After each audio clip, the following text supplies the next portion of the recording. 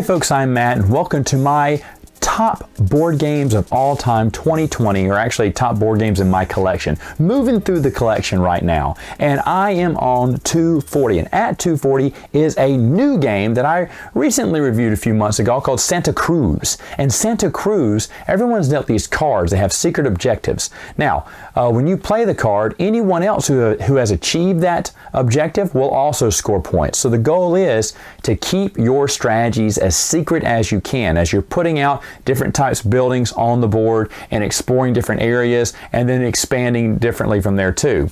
Now, you get to pick the set of, this really kind of weird to explain, but there's 5 different decks you got to preset, and every player can pick the deck that they think best will help them out with their goal cards. And the decks are all different variations of different cards you can play in the game, but they're all tiered to help you on any one of the goals that your cards say.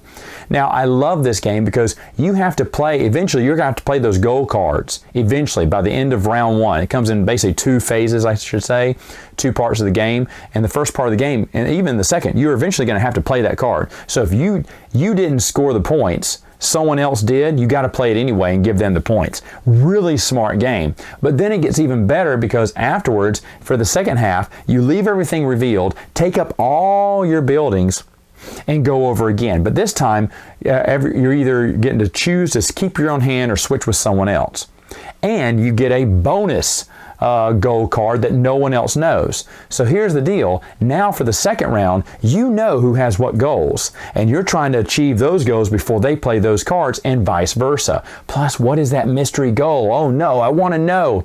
It's a really smart game. I can't remember how I found this game, but it kind of slipped on. I love under the radar games, and this is just right up my alley. And so when I saw this, I was like, yes, this is my game. Now, the reason it ranks so low is because this kind of suffered this does happen. When I get a slew of games in, I start reviewing them, certain games after I've reviewed them slip through the cracks, meaning they don't get played anymore. And I realized Santa Cruz was one of those games that just didn't get played as much. Everything else was just coming in, and I started playing these other games, and after I reviewed it, I chose those other games and not Santa Cruz. There's nothing wrong with Santa Cruz. I love Santa Cruz. I can't wait to play it again and play it several times more because I do think it'll rise up in my ranking as the years go on. But Santa Cruz is just a phenomenal game for that reason. It's mystery at the beginning, and then we know a little bit more, but they know my strategy, plus there's that secret card that I don't know what they have, and what if that's better than the cards I have in my hand or the cards they have in their hand. And it is kind of hard to remember who has what goals if you're playing with 4 players. So really beautiful game. Absolutely love it. Santa Cruz, number 240. At number 249 is another new game added to my collection, even though it's not really that new. It's Whoowasit. Whoowasit is an electronic game by Ravensburger where you're moving around this board, pressing buttons on an electronic machine there that's kind of giving you keys, telling you what type of items you find, what type of doors you can unlock, and you're trying to achieve a goal by the end of this. Now, it is for kids. It is Ravensburger. I'll be honest, Ravensburger this year wins the award for me for a company that has gone up in my estimation. If you saw my vintage game reviews, you probably know why. Labyrinth, I think, is just an ingenious game, which may eventually be in my top 10 vintage games ever. I just become more and more impressed. And this year, I have learned of several other Ravensburger games I never even knew existed. So I'm really liking, I mean, they're lightweight for kids, but for kids, it's really in-depth game. And this is a game, when I saw it, I instantly knew I had to get it because when my girls get older, it's going to be the perfect game for them. Now, my nephews and I had a really big blast playing it too. The pieces are amazing. You're trying to find the ruby ring, and the ruby ring is a real plastic, but real looking ring. I'm like, what? You know, talk about overproduction. But I do see this game for pennies on the dollar as well. And if you have kids, I highly recommend you getting this game. I have a review about it. You can check it out. But Whoowasit is just fun. I hate that cover art. The cover art for this game looks awful. It looks terrible. I cannot stand it. I wish they would have changed it up and made it look a little bit different because there's so much else going on than what you see, like a goat, an owl, and a friendly snake on the cover. You're like, what is that? For years I saw this cover, never knew anything about it. And then I saw someone else did a review and I was like, ooh, wait, that looks very nice, and got me a copy too. It's a great game. So Whoowasit, my number 239. Number 238 is A Dog's Life. In A Dog's Life, you are playing as a dog, running around town, trying to be fed, keep fed, avoid the dog catcher. You're peeing on the town. Peeing everywhere, piddles, making piddles everywhere, it says. You're stopping other dogs, that's why you're doing that. You're delivering newspapers for rewards, and you're digging through trash cans. You're trying to find bones. When you find bones, you want to carry those bones back to your backyard. Wherever your yard is, it's randomly chosen around the board, and you're going to bury 3 bones. First one who does that wins the game. The pieces, this is the old version that I have. I think it's the only version out. I don't think the newer version, the Kickstarter, I think it was a scam. It took everyone's money. But the old version has very nice dog pieces, and it is just a fun game. If you are a dog lover, might I suggest getting A Dog's Life. It's very fun to play, very easy to understand, and I love it. My wife is a big dog fan. I got this for her. She did not like the game. Even though she won, she did not like the game. So that was kind of a bummer, because I think if she loved this game and we played it more, it'd be higher on my list. It is a fantastic game. My nephews absolutely love it. In fact, this past year, when we brought it out, my nephew's goal was not to win the game, but to use all of his piddle tokens and piddle all over the town. And that's what you do. You drink water to fill up his bladder and then pee everywhere. And it made the game kind of hard, because as you're avoiding the dog catcher, we can't go down this street, it's full of pee, and your dog will automatically stop there. And so it made the game hard for all of us. We kept going to the dog pound, because we didn't want to step through his pee, but he just kept peeing everywhere. He had no chance at winning the game, but still, it made for a hilarious time. So you can get the regular version, I think, for super cheap. So again, another fine family game or pet lovers game, or just a nice filler game. I'll be honest, it's just a really fun game. Dog's Life. Number, I don't know what I'm on now, 238? At number 237 is Queen Games. Queen Games makes their first appearance here on the list, and it is with World Monuments. World Monuments is a fantastic game where the first part everyone's moving a pawn X amount of spaces, and they're collecting the bricks wherever they land on. And then after that's over, then you're building, and there's several different sheets you can play on, and I even have the little promo expansion too, that you are playing these bricks in a certain order and getting certain points. Now you're thinking, oh, okay, well, I want the higher the brick color is, the more value it is. Well, then I want all the high brick colors. No, you don't, because if you can't play on your turn, you're out. You're out. It's about keeping playing. So if I had a bunch of purple bricks or other bricks I could still build on, you want a good mix of everything. I say purple because that's the bottom color there, worth the least amount of points, but you want those because you want to keep playing, because once you can't play, you're out of the round. And then people start stacking things like, wait, I have a tile for that. Sorry, you skipped one of your turns, so you're out completely. And then sometimes when you're left with leftover bricks, that's going to hurt you in the end too. Those are worth negative points. And what you're trying to do is you're trying to build this building. Now the buildings don't look anything like what they're supposed to. It's kind of weird too. But so thematically, maybe not as good, but it's a Queen game, man, and it's so much fun. It is so much fun. This is, sadly though, this is the Queen game that comes out least. I love obviously if you've seen me do my reviews, I love Queen games. If it has that blue Q on it, I am definitely checking out the game to see if I'm interested. A lot of the time it is yes. But World Monuments is another game I see for cheap, and I'm thinking, it's a good deal. It's a good deal because it's such a solid game. My number 236 is the oldest new game to my collection. Does that make sense? I got it late last year, and it missed, my top 100 was already over and done with, I think, at this time, or was getting close to it when I got this game in. And it was, it's just a fantastic game. Chateau Roquefort.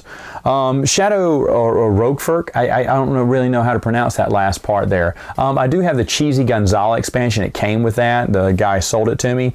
His kids had gotten older. They didn't play it anymore, and he knew I had kids come along, so he gave me a better deal on it than you can get. That Cheesy Gonzala expansion is worth a lot.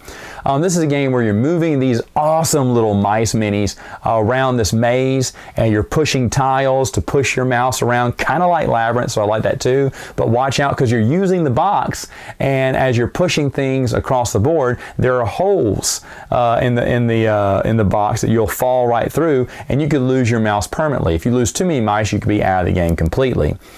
It is a lot of fun. You're winning by trying to collect the most cheese, even though every time we've played, it is player elimination. And probably that's why this ranks a little bit lower. The game looks beautiful, but my nephews play it mean, man. They think it's funny to have, and it is fun to push those trap tiles on there to drop someone's mouse. I wouldn't call it the game's not broken, but if a group decides they want you out of the game, they can get you out of the game. Because instead of going for cheese, they'll all team up and slowly move and position your mouse to where it'll fall in the trap and be gone forever. And so that's what happened. My nephews schemed together. They did not want me winning, smart. And so they all just sacrificed their moves by not doing much, but just eliminating my mice on the board. And then it got to two other nephews made a deal, let's eliminate this older brother. And so they eliminated him, and then they played it out for a little while. So I don't like that. That's player elimination. But the game looks really nice, and it is a lot of fun. It is for children. I don't think children would be that mean. I think you try to collect cheese. And I haven't played this with my adult gaming group now that I say it, so maybe I ought to try that too. I don't know if they'll be as vindictive as my mean nephews were on teaming up on me. But they probably should have done it. That's a wise decision. Anyway, so Chateau Roquefort, however you want to pronounce that, I'm sure you'll correct me in the comments below. That is number 236. My number 235 is the only Monopoly game I have in my collection. I don't need any other Monopoly games because I have Monopoly Mario Kart. When I say it's Monopoly, it is you're racing around a Monopoly board, but it's basically a Mario Kart game, just with Monopoly in the background. And that's great. This game takes about 30 minutes tops when you're playing with 4 players. It's awesome. I have all the little mini expansions, the extra player cards. We kind of now do a random shuffle to see who gets what. But everyone has a special ability. You're rolling the dice, moving, and taking special abilities. You're also trying to place bets or something or tally up to win races every time someone races around go, which is usually going to happen after the second round of everyone passing through. The game's basically over by then. So it goes really quick. It's fast, fun, and furious like Mario Kart. Like I said, if you don't like Monopoly but you loved Mario Kart, this is basically Mario Kart the board game, just with a Monopoly background. I mean, that's really it. It is so much fun to play. I'm so happy that I got this. I was this close to getting the Mario version because I thought, oh, that looks interesting. And then they announced Mario Kart and I went, I'm going to wait. And so that one came out. I think you can get, this is another game I think you can get pretty cheap too. But oh man, the only time I'm ever going to talk about Monopoly in this on this list, but Monopoly Mario Kart, man, that is where it's at. Number 235. At number 234 is Surf's Up. Surf's Up is a great surfing game. You get these big chunky surfing meeples. You have these tiles that represent waves. You have baby ones, medium ones, or monsters, and you're just trying to ride these waves, baby. And you're playing these cards left and right to either get your surfer on the wave or have him stay on the wave if there's a challenge, which challenges do pop up. And as you're trying to get closer on the inside of that wave to get the most points. If you can make it to shore, you'll get one of the 3 trophies. And these are wooden trophies, gold, silver, or bronze. Obviously, the point deduction is on what type of metal it is. There's a lot of strategy in this because you're trying to, as you're surfing people in, you're also trying to get those surfers out. And that takes actions. Taking cards is an action. So you have to balance out and make sure that you can move your people up to catch waves while at the same time making sure you have a full hand of cards to be very versatile when you're riding those waves or getting on those waves. The game ends unceremoniously, randomly, toward the end. There's these whistle tiles, and they're just randomly shuffled at the bottom, and when I think it's the second one's drawn, then that's it. The lifeguard is shut down the beach, and that's the last wave before the beach closes. And there is some tension there.